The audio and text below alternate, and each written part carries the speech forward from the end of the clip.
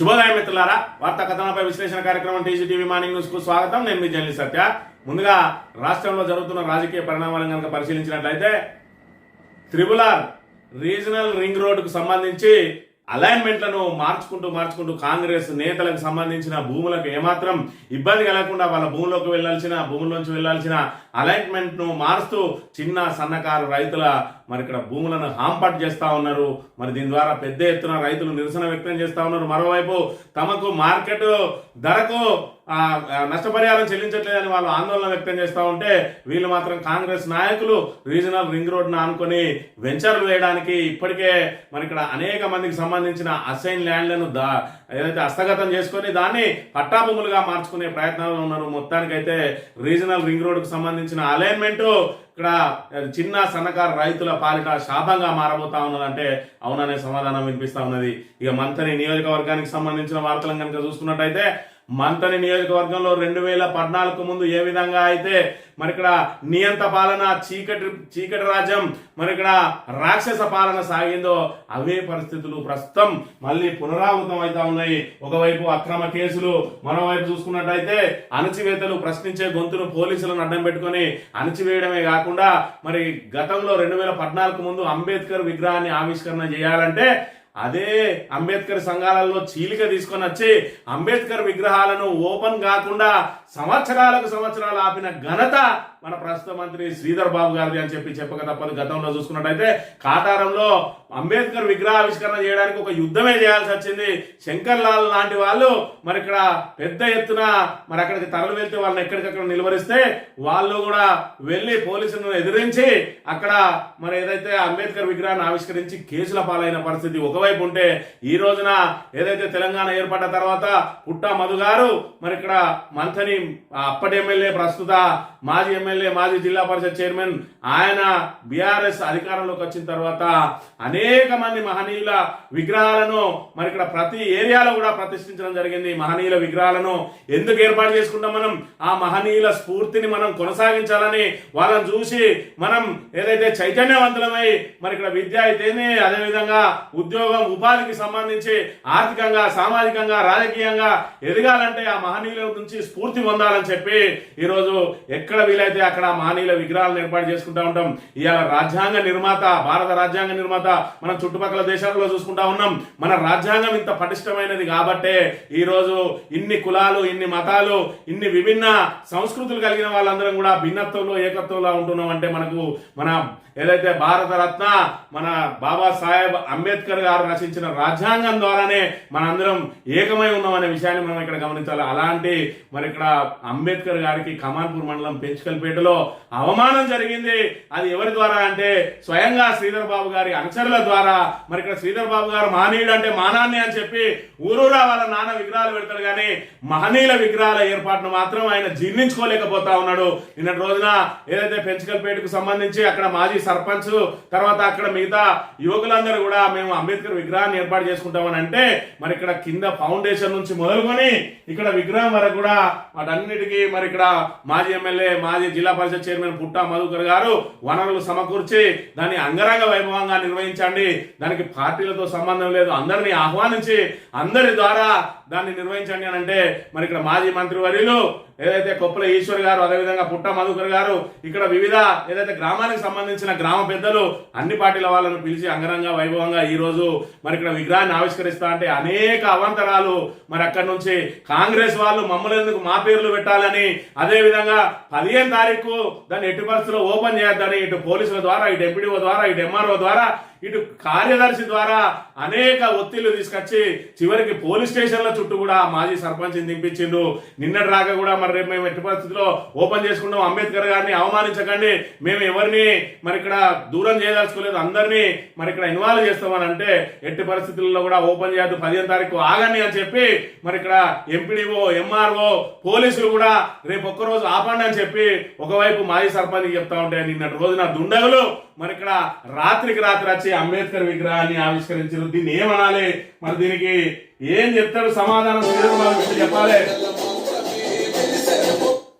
ఈయన market committee chairman ఇటీవల శ్రీధర్ బాబు గారు పుట్టమధు గారిని తిడతా ఉన్నాడని చెప్పి ఆయనకు పదవి ఇచ్చిండు. కమాన్పూర్ మండలానికి సంబంధించి మరి ఇక్కడ ముత్తారం నుంచి అయితే రామగిరి నుంచి అయితే ఏ ఒక్కరు కూడా ఆయనకు మార్కెట్ కమిటీ చైర్మన్ ఇస్తా అంటే సమ్మతించలేదు. కానీ కేవలం పుట్టమధు గారిని ఏదైతే దూషిస్తా ఉంటాడు, నోటికి వచ్చినట్టు మాట్లాడుతూ ఉంటాడు, నువ్వెన్నైనా తిట్టు, నీ మీద పోలీసులు కేసు కాకుండా మేము చూసుకుంటాం, నిన్ను ఎవరు కొట్టకుండా నీ మీద దాడులు జరగకుండా నీకు ప్రొటెక్షన్ ఇప్పిస్తాం, నువ్వు పుట్టమధును తిట్టడమే లక్ష్యంగా నువ్వు ముందుకు పో అని చెప్పి ఆయనకు మార్కెట్ కమిటీ చైర్మన్ ఇప్పించిండు. మరి ఇచ్చిండు ఏదైతే శ్రీధర్ బాబు గారు. ఇవాళ మరి ఏదైతే అంగరంగ వైభవంగా నిర్వహించాల్సిన అంబేద్కర్ విగ్రహ ఆవిష్కరణను కొంతమంది దుండగులను కలుపుకొని పోయి మార్కెట్ కమిటీ చైర్మన్ రాత్రికి రాత్రి ఓపెన్ చేసిండు. ఇవాళ కూడా ఓపెన్ చేస్తాం అని చెప్పి అంటే ఇవాళ ఓపెన్ చేయద్దు, దీనంతా ఒక సహృద్భావ వాతావరణాన్ని తీసుకొచ్చిన తర్వాత ఓపెన్ చేయండి అని చెప్పి ఎవరైతే నిర్వాహకులను పోలీసులు పిలుచుకొని మాట్లాడుకుంటూ ఒక దిక్కు చర్చలు చేస్తా ఉంటే మరి రాత్రికి రాత్రి శ్రీధర్ బాబు ఎందుకు ఈ విధంగా ఓపెన్ చేయించిండు అని అంటే మహనీయుల విగ్రహాలు ఊరూరా ఉంటే మరి అక్కడ ప్రజలు చైతన్యవంతులైతే బడుగు బలహీన వర్గాలు కూడా అధికారం కోసం మరి ఇక్కడ వాళ్ళు ప్రయత్నం చేస్తారు. వాళ్ళు ఇక్కడ అట్టడుగునే ఉండాలి, వాళ్ళు ఓటు బ్యాంక్ గానే ఉండాలి. మహనీయుడు అంటే మరి ఇక్కడ మంతనికి శ్రీధర్ బాబు గారి తండ్రి గారు అయినటువంటి శ్రీపాదరావు గారిని మహనీయుడు అని కొలవాలి. ఆ ఓట్లన్నీ తీసుకొచ్చి మా గంపల్నే వేయాలి తప్ప మీకు మీరు ఓట్లు వేసుకుంటా అంటే ఎట్లా అని చెప్పి ఇక ఈ రకంగా అంబేద్కర్ విగ్రహాన్ని ఆవిష్కరించనీయకుండా మరి పొద్దున దాకా ఏదైతే అంగరంగ వైభవంగా ఆవిష్కరించి ఏదైతే దానికి వచ్చిన మరి అతిథులు ఎవరైతే ఉన్నారో వాళ్ళు మరి ప్రజలను చైతన్యపరిచే మాటలు మాట్లాడి మన ఓట్లు మన సీట్లు మన జనాభా ఎంత ఉన్నాం, మనం ఏ విధంగా రాజకీయంగా ముందుకు పోవాలి, ఆర్థికంగా ఏ విధంగా ముందుకు పోవాలి, మనం రిజర్వేషన్లను ఏ విధంగా మనం వినియోగించుకోవాలని చెప్పి మరి వాళ్ళు చెప్పే మాటల ద్వారా ఎక్కడ చైతన్యవంతులై ఎక్కడ ఆ ఓట్లు మాకు దూరం అయితే అనుకున్నాడో శ్రీధర్ బాబు ఏమో గానీ ఈ రకంగా మరి ఇక్కడ రాత్రికి రాత్రి అంబేద్కర్ ఏదైతే రాజ్యాంగ నిర్మాత డాక్టర్ బాబాసాహెబ్ అంబేద్కర్ గారి విగ్రహాన్ని ఈ విధంగా రాత్రికి రాత్రి ఆవిష్కరించి అవమానపరిచిండు. ఇలా భారత రాజ్యాంగ నిర్మాతను అవమానించిన వాళ్ళను ఏ విధంగా శిక్షిస్తారు, దీనికి మూల కారణం ఎవరు ప్రజలు గమనించాలి. ఇంతటి నీచమైన పనులు ఎందుకు చేస్తా ఉన్నారు? మంతని నియోజకవర్గంలో 2014 పూర్వం ఇదే విధంగా జరిగినాయి.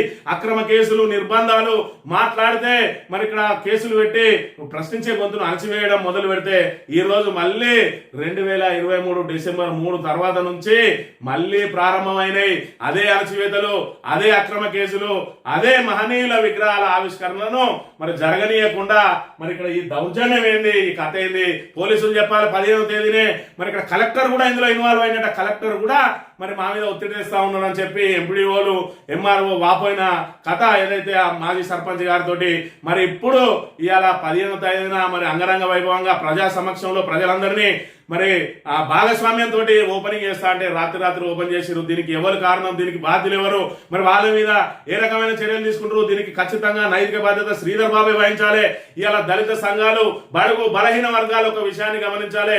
ఇవాళ మహనీయుని మరొక పండగ లాగా దాన్ని పండగ వాతావరణంలో ఏదైతే ఆవిష్కరణ చేసుకోవాల్సిన విగ్రహాన్ని రాత్రి ఎందుకు చేయాల్సి వచ్చింది ఒక్కసారి ఆలోచన చేసుకోవాలి. అక్కడ ఉన్న గ్రామ శాఖ అధ్యక్షుడు ఎస్సీ, మరి ఇక్కడ ఏదైతే మాజీ సర్పంచ్ కూడా ఎస్సీఏ, మరి ఆ గ్రామ శాఖ అధ్యక్షుడు అభ్యంతరం చెప్పిండట మరి మా పేర్లు లేవేందని.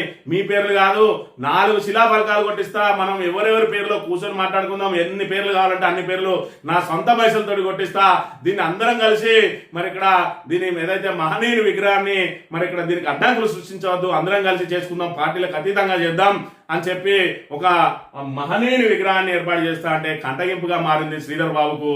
ఆయన అనుచరుని ఏదైతే మరి ఇక్కడ ఆ నోటికి వచ్చినట్టు మాట్లాడుకుంటా మరి ఏదైతే అన్పార్లమెంటరీ వాడుకుంటా అసలు ఏదైతే ప్రజాప్రతినిధిగా లేదంటే మరి ఇక్కడ ఏదైతే నామినేటెడ్ పోస్టులకు అర్హుడే కాని వాడిని తీసుకొని వచ్చి అందరం ఎక్కించి ఇయ్యాలా ఇలాంటి నీచ పనులు చేయిస్తా ఉన్నాడు శ్రీధర్ బాబు గారు అంటే ఒక్కసారి మంతని ప్రజానీకం ఆలోచన చేసుకోవాలి. 2014 పూర్వం జరిగిందంతా 2014లో ఆయన ఓడిపోవడంతో మరి మర్చిపోయినరు. కానీ ఆయన నిజ స్వరూపం ఏ విధంగా ఉన్నదో ఇప్పటికైనా గమనించాలి. ఇగో ఈ రకంగా మహనీయులను మనకు పరిచయం కాకుండా, మహనీయులను గురించి చరిత్ర మనకు తెలియకుండా ఏ విధంగా అడ్డుకుంటా ఉన్నాడు. వాళ్ళ శ్రీపాదరావు విగ్రహాలు మాత్రమే ఊరూరా పెడితే మహనీయుల విగ్రహాలు ఎన్ని ఏర్పాటు చేసిండో ఒక్కసారి మంతని ప్రజలు మననం చేసుకోవాలి. ఇవాళ పుట్టమధు గారు కనుక రాకపోయి ఉంటే సర్దార్ సర్వాయి బాపన్న విగ్రహం ఉండేదా, చాకలి ఐలమ్మ విగ్రహం ఉండేదా, మరి ఇక్కడ అనేక మంది మరి బాబు జగ్జీవన్ రావు అదేవిధంగా జ్యోతిరావు పూలే ఈ విగ్రహాలన్నీ ఉండేటియా, అంబేద్కర్ విగ్రహాలు ఇన్ని కమాన్పూర్ లో ఎన్ని రోజులు దీనికి ముసుగు పెట్టుకొని ఉన్నదో ఒక్కసారి ఆలోచన చేయాలి. ఇవాళ కమాన్పూర్ విగ్రహాన్ని కూడా ఆవిష్కరింపజేసిన ఘనత ముత్తారంలో పోతారంలో అది ఎక్కడ చూసినా మరి ఇక్కడ పుట్టామధు గారు వచ్చిన తర్వాతనే అంబేద్కర్ విగ్రహాలను ఏర్పాటు చేసి వాటిని అంగరంగ వైభవంగా ఆవిష్కరించుకొని ఇవాళ మహనీయుల చరిత్రను స్ఫూర్తిగా ఉంది. మనం కూడా రాజకీయంగా ఆర్థికంగా సామాజికంగా బలపడాలని ఒక ఆలోచన యువతలో వస్తుంది. ఆ ఆలోచన రాకుండా ఉండడం కోసమే ఇలాంటి అడ్డంకులు సృష్టిస్తా ఉన్నాడు శ్రీధర్ బాబు అనే విషయాన్ని గమనించి ఇప్పటికైనా మంత్రి ప్రజలు ఒకసారి ఆలోచన చేసుకోవాలి. ఎవరు రౌడీలు, ఎవరిది రాక్షస పాలన? గత 10 సంవత్సరాల కాలంలో బీఆర్ఎస్ చేసింది రాక్షస పాలన, ఈ 2 సంవత్సరాలలో కాంగ్రెస్ చేస్తున్నది రాక్షస పాలన. పోలీసులతోటి అణచివేతలు, అసలు పోలీస్ స్టేషన్కి ఎవరన్నా మాకు న్యాయం జరుగుతుందని పోతా ఉన్నారా? కాంగ్రెస్ వాళ్ళు ఏది చెబితే గదే, ఇది తప్పు అంటే తప్పు, ఒప్పు అంటే ఒప్పు. ఎఫ్ఐఆర్లు కూడా కాంగ్రెస్ పార్టీ కార్యాలయాల్లో తయారైతా ఉన్నాయి. చివరికి పోలీస్ కానిస్టేబుల్లతోటే కంప్లైంట్లు తీసుకొని మరి ఇక్కడ ప్రతిపక్ష నాయకుల మీద కేసులు నమోదు చేస్తా ఉన్నారంటే మంత్రిలో చీకటి పాలన ఏ విధంగా సాగుతుందో ఇప్పటికైనా మంత్రిని ప్రజానీకం ఆలోచన చేసుకోవాలి. రాబోయే రోజులలో కాంగ్రెస్ ను పొందబెడితే తప్ప మంత్రికి మళ్ళీ ప్రజాస్వామ్యం మరి ఇక్కడ పునరుద్ధరించబడదని ఒకసారి ఆలోచన చేసుకోవాలని చెప్పి మీకు వినయపూర్వకంగా విజ్ఞప్తి చేస్తా ఉన్నాం. ఇక వార్తా కథనాలను కనుక పరిశీలించినట్లయితే ఎక్కడ చూసుకున్నా మరి ఇలాంటివే జరుగుతా ఉన్నాయి. ఇక్కడ చూసుకుంటే ఇప్పుడు మంత్రిలో ఏ విధంగా చీకటి పాలన సాగుతున్నదో రాష్ట్రం అంతా కూడా అదే రీతిలో సాగుతా ఉన్నది. పెద్దల కమాల్, పేదల భూములు డమాల్. అధికార పార్టీ నేతల కోసం రీజనల్ రింగ్ రోడ్డు అష్టవంకర్లు, కాంగ్రెస్ మార్క్ అలైన్మెంట్. ఇది రంగారెడ్డి జిల్లా మాడుగుల గ్రామ పరిధిలో కేసీఆర్ హయాంలో ప్రతిపాదించిన ట్రిపుల్ అలైన్మెంట్ రేవంత్ సర్కార్ వచ్చిన తర్వాత దీన్ని మార్చింది. ఈ భూమికి అవతల 2-3 కిలోమీటర్ల దూరం నుంచి ఖరారు చేసింది. ఎందుకంటే గతంలో మార్పు చేసిన ఈ భూమి ముఖ్య నేత అత్యంత సమీప బంధువుది. దాన్ని కాపాడేందుకు చాంద్రాయనపల్లి, కలకొండ గ్రామాల నుంచి అలైన్మెంట్ మార్చి చిన్న సన్నకారు రైతుల భూములకు వెళ్ళవద్దనే కాంగ్రెస్ నాయకుల భూములను రక్షించడానికి ఏ విధంగా చేస్తా ఉన్నారు. ఇక్కడ చూసుకుంటే ఎమ్మెల్యే వెంచర్, ఈ వెంచర్ మధ్య నుంచి ఇవ్వాలి మరి రీజనల్ రింగ్ రోడ్, దాంతో ఈ వెంచర్ మొత్తం దెబ్బతినే ప్రమాదం ఉన్నదని చెప్పి నల్గొండ రంగారెడ్డి జిల్లాల సరిహద్దులో ఉన్న కాంగ్రెస్ ఎమ్మెల్యే వెంచర్ ఇది గతంలో ఇక్కడ కొన్ని ప్లాట్ల మీద అలైన్మెంట్ ఖరారు కాగా ఆ సమయంలో సదరు నేత బీఆర్ఎస్ లోనే ఉన్నాడు. రేవంత్ ప్రభుత్వం వచ్చాక అలైన్మెంట్ ను కిలోమీటర్ దూరానికి మార్చడంతో ఆయన వెంచర్ సేఫ్ అయింది. బీఆర్ఎస్ లో ఉన్నా కూడా ఆయన ప్లాట్లకు వెళ్ళేమైంది. ఆ రోజు బీఆర్ఎస్ ఎప్పుడు కూడా అలైన్మెంట్ మార్చలేదు. ఇవాళ ఆయన పోయి కాంగ్రెస్ లో చేరిండు. ఇవాళ కాంగ్రెస్ రేవంత్ రెడ్డి పక్షాన చేరిండు కాబట్టి ఆయనకు కిలోమీటర్ అవతల నుంచి పేదల భూములు పోని, బడుగు బలహీన వర్గాల భూములు పోని, చిన్న సన్నకారు రైతుల భూములు పోని, కానీ ఎమ్మెల్యేల భూములు, కాంగ్రెస్ నాయకుల భూములు పోవద్దు. అందుకే అలైన్మెంట్ లో అవసరమైతే 5-6 కిలోమీటర్ల దూరం నుంచి కూడా జరుపుతా ఉన్నారు. మాడుగులలో ముఖ్య నేత బంధువుల పొలంలో రింగ్ మార్కు, దాన్ని తప్పించి రైతుల భూములపైకి కొత్త రింగ్ అలైన్మెంట్.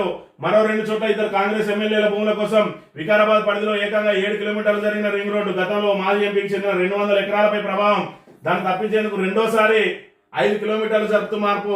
ఈసారి 3 కాంగ్రెస్ నేతల భూముల్లోంచి RRR, వారిని తప్పించేందుకు మరో 2 కిలోమీటర్లు జరిగిన అలైన్మెంట్. ఇక్కడైతే ఏకంగా 7 కిలోమీటర్లట.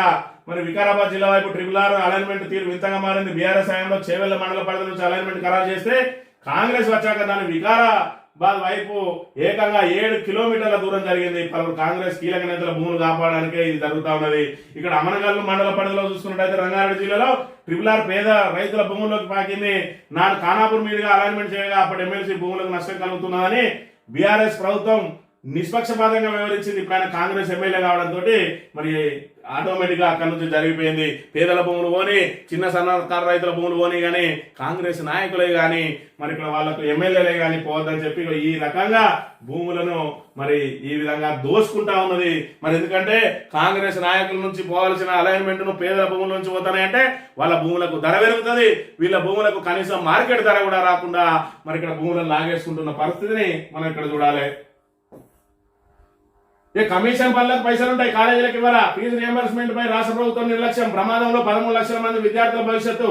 కాలేజీల బంద్కు పిలుపునిచ్చిన స్పందించిన సర్కార్. మూతపడే స్థితిలో ఇంజనీరింగ్, డిగ్రీ, పీజీ కళాశాలలు. కాంగ్రెస్ సర్కార్ పై మాజీ మంత్రి హరీష్ రావు ధ్వజమని చెప్పి మరి ఇక్కడ అతి తక్కువ కాలంలో విద్యా వ్యవస్థను భ్రష్టు పట్టించిన విద్యాశాఖ మంత్రిగా, ముఖ్యమంత్రిగా రేవంత్ రెడ్డి చరిత్రలో నిలిచిపోతారు. ఇప్పటికైనా కళ్ళు తెరిచి 13 లక్షల మంది విద్యార్థుల భవిష్యత్తును దృష్టిలో పెట్టుకుని ఫీజు బకాయిలు చెల్లించాలని చెప్పి 20 నెలల నుంచి రూపాయి ఇవ్వకపోతే చివరికి వాళ్ళు మరి ఇక్కడ నేటి నుంచి కాలేజీలు అన్ని కూడా బంద్ పెట్టుకునే దుస్థితి వచ్చింది. మరి దీనికి ప్రధాన కారణం ఏంటి అని అంటే మరి ఇక్కడ రేవంత్ రెడ్డి 2 నాలుకలతో మాట్లాడుతూ ఉంటాడు. ఒకటేమో మనం ఓయిలో పోయినప్పుడు చూసినాం, మనకేం తక్కువనే, మనం 1000 కోట్లు అయితే మీ కాలేజీకి మొత్తానికి సరిపోతుంది, మనది 3 లక్షల కోట్ల బడ్జెట్, 1000 కోట్లు పెద్ద లెక్కన అంటాడు. ఇక్కడ కష్టపడికి మా బకాయిలు ఏవయ్యా అంటే బకాయిలు ఎక్కడే, మాకు ఆదాయం ఎక్కడ ఉన్నది, ఏనంగా తెచ్చి ఇవన్నో చెప్పు, ఇప్పుడైతే మేము ఇయ్యలేమని చెప్పి చేతులు ఎత్తేస్తాడు. మరి అక్కడ పోయినప్పుడు ఈయన హఠాత్తుగా కోటీశ్వరుడు ఎప్పుడైతే ఎట్లయితాడో, ఈ అప్పులు కట్టాల్సినప్పుడు హఠాత్తుగా బిగారు ఎట్లయితాడో, మరి దీన్ని ప్రజలు ఏమనుకోవాలనో ఒక్కసారి అర్థం చేసుకోవాల్సిన అవసరం ఇప్పుడు తెలంగాణ ప్రజానీకం మీద ఉన్నది. ఇలాంటి మరి ప్రభుత్వాన్ని తీసుకొచ్చి నెత్తినెక్కించుకున్నందుకు చాలా చక్కటి బుద్ధి చెప్తా ఉన్నాడు రేవంత్ రెడ్డి అనే విషయాన్ని మనం ఇక్కడ గమనించాలి. ఇక కర్ర శ్రీహరి, మరి ఇక్కడ బీఆర్ఎస్ రాష్ట్ర కార్యదర్శి శ్రీహరి కన్నుమూత అనారోగ్యంతో తుది శ్వాస. 4 దశాబ్దాల పాటు ప్రజాప్రతినిధి సేవలు కర్ర శ్రీహరితో తన అనుబంధాన్ని గుర్తు చేసుకున్న బీఆర్ఎస్ అధినేత కేసీఆర్, సంతాపం తెలిపిన కేటీఆర్, ప్రముఖులు నివాళులు అర్పించిన మంత్రులు, మాజీ మంత్రులు. బీఆర్ఎస్ రాష్ట్ర కార్యదర్శి కర్ర శ్రీహరి శనివారం రాత్రి కన్నుమూశారు. గుండె శ్వాస సంబంధ వ్యాధులతోటి సమస్యలతో బాధపడుతున్న ఆయన హైదరాబాద్ ఏఐజీ దవాఖానలో చేరగా పరిస్థితి విషమించి తుది శ్వాస విడిచారని చెప్పి ఆయన మరి ఉమ్మడి కరీంనగర్ జిల్లాకు చిరపరిచితుడు. మరి ఇక్కడ జడ్పీటీసీగా ఆయన మరి అనేక సేవలు అందించిన వ్యక్తి. ఆయన ఏదైతే రాష్ట్ర కార్యదర్శిగా బీఆర్ఎస్ పార్టీ కూడా ఆయన సేవలు విస్తృతంగా వినియోగించుకున్నది బీఆర్ఎస్. మరి దాని ఆయన మరణం బీఆర్ఎస్ కు తీరని లోటు అనే చెప్పక తప్పని పరిస్థితి.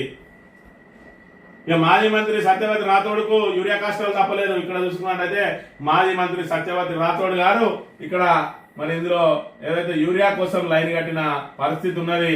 మరి ఆమె గంట సేపు ఆ యూరియా కోసం నిలబడితే ఒక్క బస్తా ఇచ్చిండ్రు. కానీ ఇక్కడ ఎమ్మెల్యే పిఎన్ అని చెప్పి అధికారులకు ఫోన్ చేస్తే లారీ పంపించిండ్రు. మరి అది ఫోన్ చేసింది పిఏ కాదు, ఆయన గన్మెన్ అట.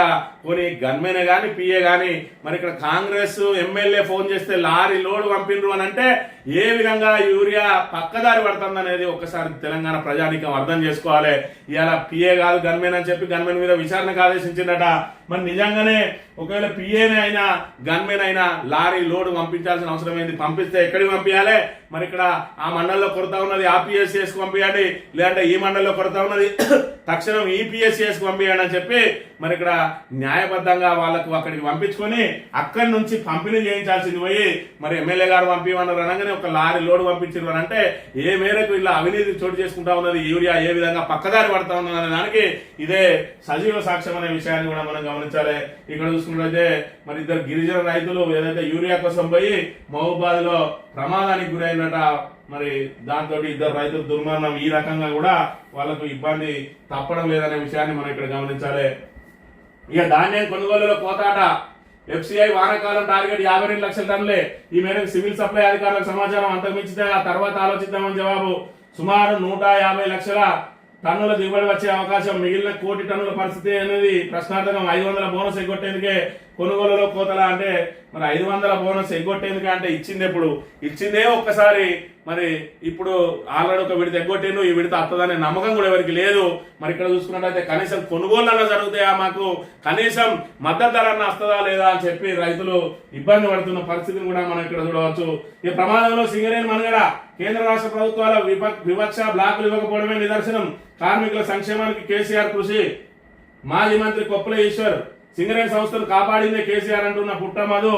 మరి టీవీకేఎస్ అధ్యక్షుడు రాజిరెడ్డి. మరి ఇక్కడ చూసుకున్నట్లయితే సింగరేణి మనుగడ ప్రమాదంలో ఉన్నది. బొగ్గు నిల్వలు నిండుకుంటా ఉన్నాయి. కొత్త బ్లాకులు ఇవ్వంటే సింగరేణికి మరి కేంద్ర రాష్ట్ర ప్రభుత్వాల భాగస్వామ్యం కలిగినటువంటి సింగరేణి సంస్థకు బొగ్గు బ్లాకులను ఇవ్వడంలో కేంద్రం ఎందుకు తాత్సారం చేస్తా ఉన్నది అని అంటే సింగరేణి ద్వారా వచ్చే ఆదాయం కంటే ప్రైవేట్కి ఇస్తే వచ్చే ఆదాయమే మరి కేంద్ర ప్రభుత్వానికి ఎక్కువగా ఉన్నది. కాబట్టి సింగరేణి ప్రభుత్వ రంగ సంస్థ అయినప్పటికీ దాన్ని క్రమక్రమంగా మరి కనుమరుగు చేసే ప్రయత్నమే చేస్తా ఉన్నది తప్ప దానికి బొగ్గు బ్లాకులను విస్తృతంగా ఇచ్చి సింగరేణి లో మరి 1,16,000 మంది పనిచేస్తే ఇవాళ అది 40,000కు మరి కుదించుకుపోయింది. అది కూడా కేసీఆర్ ఏదైతే మరి ఇక్కడ కారుణ్య నియామకాలతోటి విస్తృతంగా యువకులను మళ్ళీ ఉద్యోగాలు ఇచ్చిందో డిపెండెంట్ ఉద్యోగాలు మరి సుమారు 16,000 మంది ఆ కేసీఆర్ పెట్టిన కారుణ్య నియామకాల ద్వారా వచ్చారు. లేదంటే ఆ సంఖ్య 24,000కు పడిపోయేది.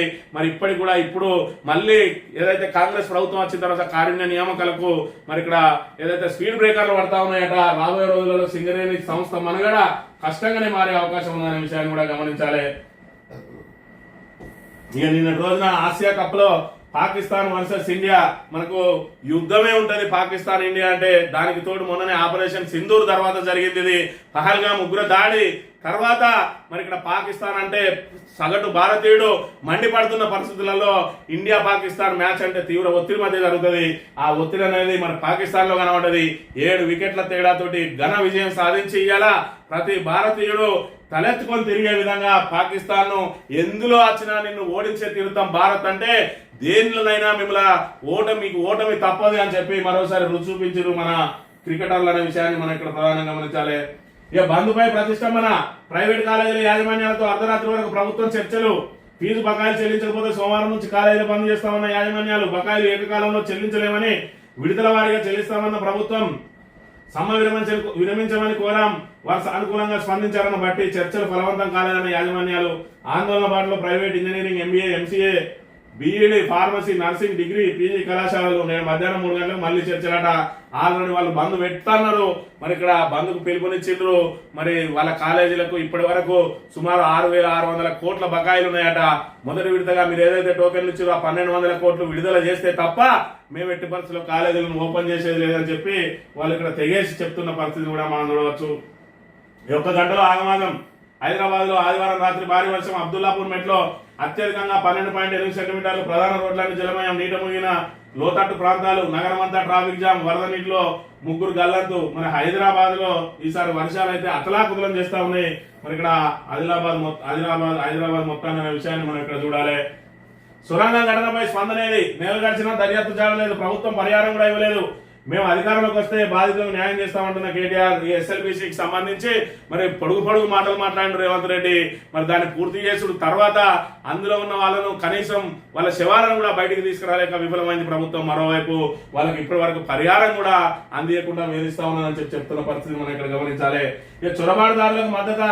కాంగ్రెస్ పార్టీపై ప్రధానమంత్రి నరేంద్ర మోడీ ఆగ్రహం. చొరబాటుదారులను దేశ వ్యతిరేక శక్తులను కాంగ్రెస్ కాపాడుతోంది. సింధూర్ సమయంలో ఆ పార్టీ నిజ స్వరూపం తెలిసిపోయింది. కాంగ్రెస్ కు ఓటు బ్యాంక్ రాజకీయాలే ముఖ్యం, దేశ ప్రయోజనాలను ఏనాడు కాపాడలేదు. నేను శివభక్తుని నన్ను ఎందరు తెచ్చినా భరిస్తా అంటున్న నరేంద్ర మోడీ మరి ఇక్కడ చొరబాటుదారులకు మద్దతు అంటే ఏదైతే ఓటు చోరీ అని చెప్పి రాహుల్ గాంధీ తిరుగుతా ఉన్నాడో ఆ ఓటు తొలగించబడ్డ వాళ్ళన్నీ కూడా మరి బంగ్లాదేశ్ నుంచి ఇతర దేశాల నుంచి వచ్చి చొరబాటు నుంచి వచ్చిన రోహింగ్యాలే మరి ఓట్లు తీసేస్తా ఉన్నారు. వాళ్ళకు సంబంధించిన ఖచ్చితంగా ఆనవాళ్ళు మరి మీ తండ్రి ఎక్కడ ఉన్నాడు, మీ నివాసం ఎక్కడ అని చెప్పి చూసుకుంటూ వాళ్ళను బీహార్ లో ఏరేస్తా ఉన్నారు. దానికి ఏయద్దు రోహింగ్యాలు అందరూ మాకే ఓట్లు ఎత్తారు కాంగ్రెస్ కు. బంగ్లాదేశ్ ఆక్రమణదారులు ఎవరైతే ఉన్నారో చొరబాటుదారు వాళ్ళు కూడా మాకే ఇస్తారు. మరి అలా ఓట్లు తీయద్దని కాంగ్రెస్ కొట్లాడుతా ఉన్నది. మరి ఇక్కడ చూసుకుంటే అమెరికాలో చూసుకున్నా, అదే విధంగా కొత్తగా లండన్ లో స్టార్ట్ అయింది నిన్ననే. మరి ఇక్కడ ఏదైతే వలసదారులు దేశం విడిచి వెళ్లిపోవాలని చెప్పి వాళ్ళ ప్రజలు ఆందోళన చేస్తా ఉన్నారు. ఇక్కడ ప్రభుత్వం వలసదారులకు ఓటు హక్కు ఇవ్వకపోతే ఓటు హక్కు ఖచ్చితంగా వాళ్ళకి ఇవ్వాలా అని ఇక్కడ కాంగ్రెస్ కొట్లాడుతా ఉన్నది. కాంగ్రెస్ అసలు భారతదేశం కోసం ప్రయత్నం చేస్తా ఉన్నదా, ఇతర దేశాల కోసం కొట్లాడుతా ఉన్నదా? ఒకసారి దేశ ప్రజలందరూ కూడా ఆలోచన చేసుకోవాలి. ఈ ఆంధ్రజ్యోతి విషయానికి వస్తే వారు వన్ సైడే మన భారతే నెగ్గింది పాకిస్తాన్ మీద. ఇక జూబ్లీహిల్స్ మనదే. ఇక ఈ పైత్యాన్ని అంతా దీని మీద రుద్దుతాడు రాధాకృష్ణాడు. మరి జూబ్లీహిల్స్ మనదేనట, కాంగ్రెస్ కి అనుకూలమని సర్వేలని చెబుతున్నాయి. ఒకవైపు బయటికి పోయి ఇట్లా మైక్ పెడితే మరి ఎగబడి తట్టున్నారు జనం. మరి ఇక్కడ సంక్షేమ పథకాలన్నింటినట వివరించునని చెప్పి నిన్నటి రోజున మరి ఇక్కడ రేవంత్ రెడ్డి లోపల జరిగింది ఏంది, వీడు రాసేది ఏంటి అంటే మరి లోపల జరిగింది. మరి ఇక్కడ జూబ్లీహిల్స్ ఎన్నికలలో ఏ విధంగా మనం బయటపడాలి, ఎవరెవరు ఏమేం చేయాలి, మంత్రులందరూ మరి మీదేసుకొని ఖచ్చితంగా డివిజన్ల వారీగా మనం ఈసారి ఖచ్చితంగా జూబ్లీహిల్స్ కనుక కోల్పోతే మన ప్రభుత్వం మీద ఉన్న వ్యతిరేకత పూర్తిగా బట్టబయలైపోద్ది. కాబట్టి ఏ విధంగానైనా నెగ్గాలనే ప్రయత్నం చేస్తే సర్వేలన్నీ మరి ఇక్కడ మనకే అనుకూలంగా ఉన్నాయని చెప్పి ఇక్కడ ప్రజల మైండ్ సెట్ను మార్చడానికి ప్రయత్నం చేస్తా ఉన్నాడు ఆంధ్రజ్యోతుడు. నువ్వెన్ని మరి ఈ పిఆర్ స్టంట్లు చేసినా కూడా ఇలా ప్రజల లోపల మరి ఏ విధంగా ఉన్నది, ఇలా హైడ్రా ద్వారా ఏ విధంగా ఇబ్బందులు పడ్డారు. సంక్షేమ పథకాలంటే వాళ్ళకి అక్కడ సంక్షేమ పథకాలలో వాళ్ళకి పెన్షన్ వచ్చేది లేదు, కళ్యాణ లక్ష్మి వచ్చేది లేదు, మరి ఇక్కడ ఏదైతే వాళ్ళకి రేషన్ కార్డులే చక్కగా వచ్చే పరిస్థితి లేదు. కాబట్టి మరి ఇక్కడ నీ సంక్షేమ పథకాలు మరి ఒకవేళ వాళ్ళకు నిజంగానే ఎంతో కొంతమందికి సంక్షేమ పథకాలు అందేటి ఉన్నా కూడా అందులో మీరు కొర్రీలు పెట్టిన వాటితోటి వాళ్ళకు నానా ఇబ్బందులు పడుతున్న పరిస్థితి. ఎన్నికలు ఎప్పుడొచ్చినా కాంగ్రెస్ ను బొందబెట్టడానికి సిద్ధంగా ఉన్నారు. మరోవైపు సర్వేలన్నీ కూడా ఇలా బీఆర్ఎస్ ఘన విజయం అని చెప్తా ఉంటే ఇక్కడ ప్రజలను డైవర్ట్ చేయడానికి సర్వేలన్నీ కాంగ్రెస్ కు సానుకూలంగా ఉన్నాయని చెప్పి ఇక్కడ దాన్ని జాకీలు పెట్టి లేపే ప్రయత్నం చేస్తా ఉన్న పరిస్థితిని మనం ఇక్కడ ప్రధానంగా గమనించాలి. పాక్ ఉగ్రవాదులకు కాంగ్రెస్ దన్నమాట మరి ఇక్కడ భారత సైన్యానికి మాత్రం మద్దతు ఇవ్వలేదు అని చెప్పి కాంగ్రెస్ మీద మరి విరుచుకపడుతున్న పరిస్థితి ఏదైతే ప్రధానమంత్రి మోడీ గారు అనే విషయాన్ని మనం ఇక్కడ గమనించాలి. ఇక 1000కి పైగా కాలేజీలు నేటి నుంచి బంద్ అట, అయినా కూడా ప్రభుత్వం మొద్దు నిద్రపోతా ఉన్నది. ఇప్పటికి కూడా మరి వాళ్లకు చెల్లించాల్సిన బకాయిల మీద రాత్రి 4 గంటలు ఏదైతే 9 గంటల నుంచి మొదలు పెడితే మరి 2 గంటల దాకా చర్చలు జరిగినా కూడా ఏ విధంగా కూడా వాళ్ళు ఇంకా దానికి మరి ఒప్పుకోని పరిస్థితిని మనం ఇక్కడ ప్రధానంగా చూడాలి. యోగా గురువుపై వరకు వాళ్ళ అనారోగ్యం అంటూ వచ్చి ఆశ్రమంలో చేరి గురువుకు దగ్గరై ఫోటోలు వీడియోలు తీసిన 2 మహిళలు 2 కోట్లు ఇవ్వాలని లేకుండా బయట పెడతామని బెదిరింపులు. పోలీసులను ఆశ్రయించిన గురువు డబ్బులు ఇస్తామని పిలిపించి ముఠాను పట్టుకున్న పోలీసులు. హనీ ట్రాప్ అంటారు దీన్ని. ఈ హనీ ట్రాప్ ద్వారా యోగా గురువు ఎవరైతే మరి ఇక్కడ ఏదైతే ఆర్థికంగా బలపడి ఉన్నాడో వాళ్ళ మీద వలపు వన్నవాలి వీడియోలు ఫోటోలు తీసుకుని వాళ్ళకి సన్నిహితంగా మెదిలి ఫోటోలు తీసుకుని బ్లాక్ మెయిల్ కు పాల్పడితే చివరికి పోలీసులను ఆశ్రయిస్తే పోలీసులు కూడా అదే రీతిలో వాళ్ళను దొరకబెట్టిన పరిస్థితిని మనం ఇక్కడ చూడవచ్చు. చిత్తుగా కొట్టేసిందట.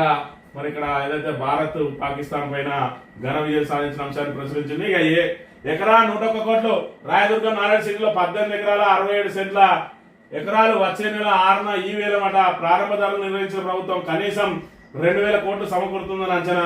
మరి ఇక్కడ ప్రభుత్వానికి అయితే అప్పులు లేదంటే భూములు అమ్మడం తప్ప ఆదాయాన్ని పెంచుకునే మార్గాలు లేవు. పెంచుకునే మార్గం దేవుడెరుగు. ఉన్న ఆదాయమే పడిపోతున్న పరిస్థితి. ఇప్పుడు కేవలం మద్యం మీదే ఆదాయం వచ్చింది కాబట్టి టీ కోట్లలో కూడా మరి ఇక్కడ బీర్లు అమ్మడానికి ఏదైతే మినీ బ్రూవరీస్ ను ఏర్పాటు చేయడానికి కూడా ప్రయత్నం చేస్తా ఉన్నది. కేవలం మద్యం మీదనే ఆధారపడి ఉన్నది. హైడ్రా తోటి పూర్తిగా రియల్ ఎస్టేట్ పతనం అయిపోయింది. రియల్ ఎస్టేట్ ద్వారా వచ్చే ఆదాయం అంతా కూడా పడిపోయింది. మరోవైపు ప్రభుత్వ అస్తవ్యస్త విధానాలతోటి ఇక్కడ పారిశ్రామికంగా కూడా కొత్త పరిశ్రమలు సచ్చింది లేదు. మేము అక్కడికి వెళ్ళి మరి పెద్ద ఎత్తున పెట్టుబడులు తెచ్చినాం 2 లక్షల కోట్లకు పైగా అన్నాడు. ఇప్పటి వరకు అవి మరి కార్యరూపం దాల్చిన దాఖలాలు అయితే లేవు. అందులో షెల్ కంపెనీలే ఎక్కువగా ఉన్నాయనే విషయాన్ని అయితే మనం ఇక్కడ ప్రధానంగా గమనించాలి. జూబ్లీ హిల్స్ లో గెలిచి తీరాలి. పథకాలు పనులపై ఇంటింటికి వెళ్లి ప్రచారం. పోలింగ్ కేంద్రాల వారిగా ప్రణాళికలు నియోజకవర్గ నేతలకు మంత్రులకు సీఎం రేవంత్ రెడ్డి దిశానిర్దేశం అని చెప్పి మరి ఇక్కడ గెలిచి తీరాలి అంటే ఖచ్చితంగా రేవంత్ రెడ్డి భవిష్యత్తు ఉండాలంటే గెలిచి తీరాల్సిందే. కానీ ఎట్టి పరిస్థితుల్లో గెలిచే అవకాశం లేదని మరి ఇక్కడ ప్రజాభిప్రాయం. ఎవరు చిన్న మైక్ పట్టుకొని పోయినా కూడా మొత్తం వాళ్ళ లోపల ఉన్న ఆక్రోశం అంతా వెళ్ళగక్కుతా ఉన్నారు. తెలంగాణ రాష్ట్ర వ్యాప్తంగా ఏ మూలకెళ్ళినా కూడా పల్లెటూళ్ళలోకి వెళ్తే రైతులు, మరి సిటీకి వెళ్తే వాళ్ళు హైడ్రా బాధితులు, ఇంకా వాళ్ళకు ఏదైతే సౌకర్యాలు లేక వర్షాలు పడితే మరి ఇక్కడ మోకాలు మంటి నీతుల నుంచి బయటికి రాలేక అనేక ఇబ్బందులు పడతా ఉన్నారు. వాళ్ళ గోడు ప్రభుత్వం పట్టించుకుంటలేదనే విషయాన్ని మనం ఇక్కడ గమనించాలి. ఇక వలసలపై అట్టుడిగిన బ్రిటన్. యునైటెడ్ ది కింగ్డమ్ పేరిట లండన్ లో భారీ ఆందోళనలో 150,000 మంది వలసదారులను వెనక్కి పంపాలంటూ నినాదాలు. ఇక్కడ ప్రజలు కొట్లాడుతారు. ఏది బ్రిటన్, అమెరికా, కెనడా దేశాలలో వలసదారులను బయటకు పంపాలని చెప్పి ప్రజలు కొట్లాడుతూ ఉంటే మన దేశంలో కాంగ్రెస్ కొట్లాడుతుంది వలసదారులకు కూడా ఓట్లు ఇవ్వాలని, ఓట్ చోరీ అని చెప్పి ఉల్టా మన దేశస్తులనే తిట్టుకుంటూ మరి ఇక్కడ ఏదైతే వలసదారులకు ఓటు హక్కిచ్చి అది ఇస్తే వాళ్ళు ఖచ్చితంగా కాంగ్రెస్ కి ఓటు ఎత్తారు. ఎందుకంటే ముస్లింలకు మరి ఇక్కడ ఇది కాంగ్రెస్ పార్టీ కాన్లతోటి నిండిన పార్టీ కాబట్టి వాళ్ళందరూ కూడా కాంగ్రెస్ కే ఓటెత్తారు కాబట్టి బీజేపీకి ఓటేయరు కాబట్టి వాళ్ళ ఓట్లు పెట్టాలని ఆయనలు మరి వలసదారులకు ఓట్లు ఎందుకు, అవి మనకు సంబంధం లేదు, దేశాన్ని వ్యతిరేకించే వాళ్ళు అని చెప్పి వాళ్ళకు ఓటు ఉండొద్దని బీజేపీ.